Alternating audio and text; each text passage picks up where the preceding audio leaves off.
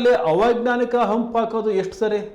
ಹಾಕಿದ ಮೇಲೆ ಅದನ್ನು ಮಾರ್ಕ್ ಆದರೂ ಮಾಡಬೇಕು, ಅದು ಸಹ ಇಲ್ಲ.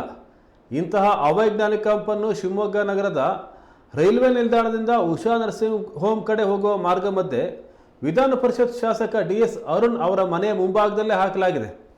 ಇಲ್ಲಿ ಹಂಪ್ ಹಾಕಿರೋದನ್ನು ಮಾರ್ಕ್ ಸಹ ಮಾಡಿಲ್ಲ. ಇದು ಸಾರ್ವಜನಿಕರ ಕೆಂಗಣ್ಣಿಗೆ ಗುರಿಯಾಗಿದೆ.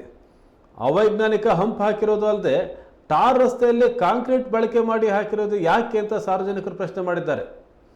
ಈ ದಿನ ಶಿಕ್ಷಕಿಯೊಬ್ಬರು ಹಂಪ್ ನೋಡದೆ ಬಿದ್ದು ಕೈಕಾಲಿಗೆ ಪೆಟ್ಟು ಮಾಡ್ಕೊಂಡು ಹೋಗಿದ್ದಾರೆ. ಕೂಡಲೇ ಸಂಬಂಧಪಟ್ಟವರಿಗೆ ಗಮನ ಹರಿಸಬೇಕು ಅಂತ ಸ್ಥಳೀಯರು ಒತ್ತಾಯಿಸಿದ್ದಾರೆ.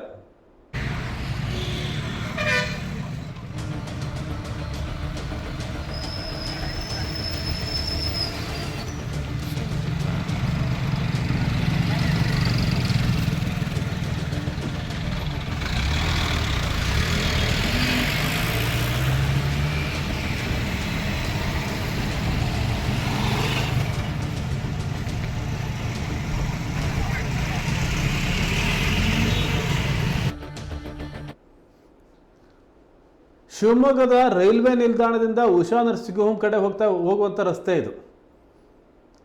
ಅಲ್ಲಿ ಅವೈಜ್ಞಾನಿಕ ಹಂಪ್ ಹಾಕಲಾಗಿದೆ. ಹಂಪ್ಗಳನ್ನು ಹಾಕಬೇಕು, ಆದರೆ ಅವೈಜ್ಞಾನಿಕವಾಗಿ ಹಂಪ್ಗಳನ್ನು ಹಾಕೋ ಆಗಿಲ್ಲ. ಇದರಿಂದ ಓಡಾಟಕ್ಕೆ ಸಮಸ್ಯೆ ಆಗುತ್ತೆ.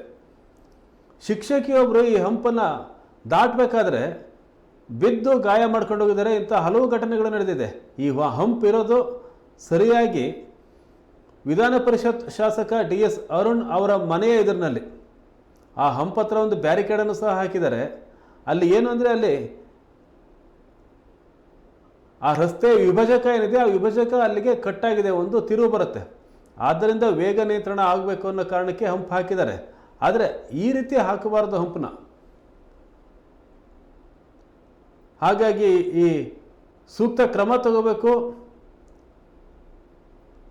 ಸಂಬಂಧಪಟ್ಟವರಿತ್ತ ಗಮನ ಹರಿಸಬೇಕು ಅಂತೇಳಿ ಸಾರ್ವಜನಿಕರು ಸಂಬಂಧಪಟ್ಟವರಿಗೆ ಒತ್ತಾಯ ಮಾಡಿದ್ದಾರೆ.